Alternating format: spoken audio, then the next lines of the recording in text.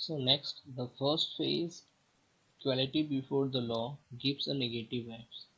Equality before the law ये हमें negative vibes के लिए बताता है.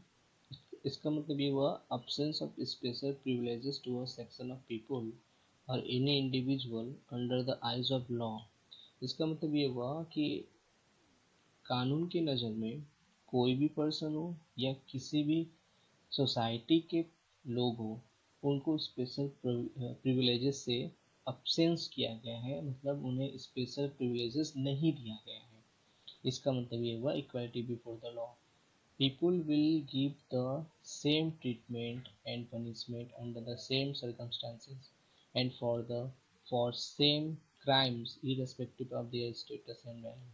यही बोला गया है इक्वालिटी बिफोर द लॉ का मतलब कि जो लोग होंगे उन्हें सेम ट्रीटमेंट किया जाएगा, सेम पनिशमेंट दिया जाएगा, सेम सर्कमस्टेंसेस के लिए और सेम क्राइम्स के लिए, बिना उनके स्टेटस और वैल्यू को देखे भी. यानी उनके स्टेटस और वैल्यू को हम इरेस्पेक्टिव करेंगे, नज़रअंदाज करेंगे, और अगर वो पर्सन है तो उसको भी उसी तरह से ट्रीटमेंट किया जाएगा जैसे कोई पर्सन होता है जिसकी स्टेटस से वैल्यू समाज में है. तो इसलिए सारे पीपल को यहाँ पे इक्वल ट्रीटमेंट दिया जाएगा, इक्वल उनके साथ ट्रीटमेंट किया जाएगा, यही बोला गया है.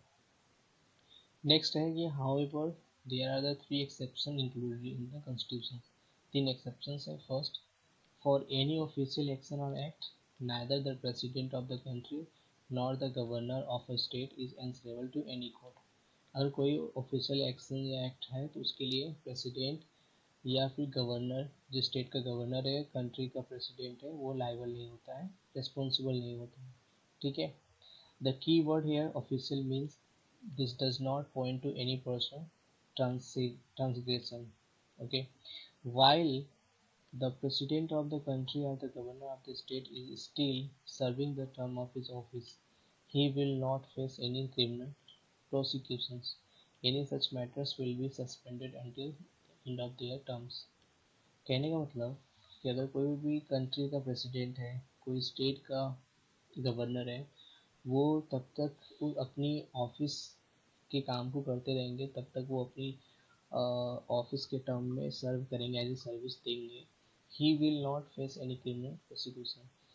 उन्हें कोई भी क्रिमिनल प्रोसिक्यूशंस के लिए फेस करना नहीं होगा किसी भी मैटर्स पे.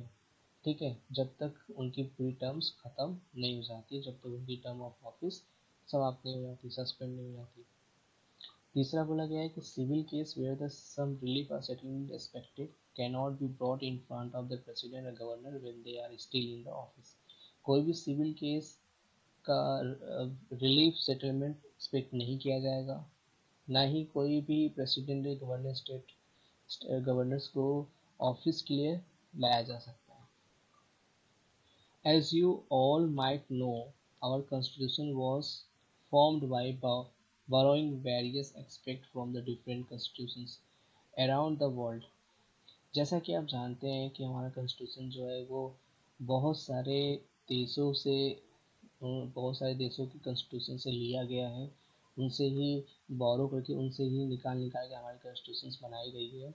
तो in this articles 14, the Indian Constitution also the phrase equal protection of the law has been borrowed from the Constitution of United States of America.